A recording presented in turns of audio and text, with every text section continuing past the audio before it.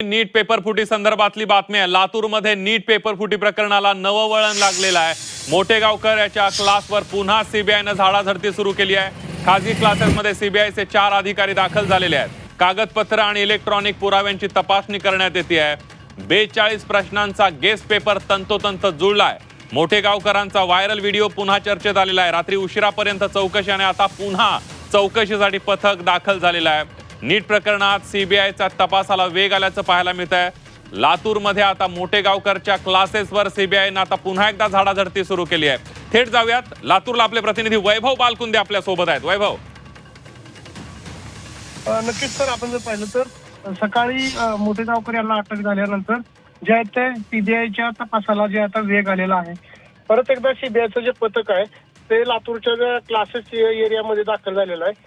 मोठेगावकर यांच्या क्लासेसमध्ये रात्री उशिरापर्यंत चौकशी केली, त्यानंतर परत एकदा हे पथक जे आहे ते आता दाखल झाले। अनेक महत्वाची कागदपत्रे आणि इलेक्ट्रॉनिक पुरावे ताब्यात घेतलेले आहेत। दरम्यान नीट परीक्षेतील तब्बल 42 प्रश्नाचा जे गेस्ट पेपर आहे तो तंतोतंत जुळल्याचा दावा शिवराज मोठेगावकर यांनी स्वतः एका व्हिडिओत केला होता। हा व्हिडिओ सोशल मीडियावर प्रचंड व्हायरल झाला आणि त्यानंतर मोठेगावकर यांचं नाव राज्यभर चर्चेत आलं।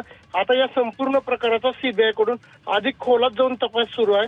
आता 4 लोकांचं जे पथक आहे ते आता त्यांच्या क्लासेसमध्ये दाखल झाले।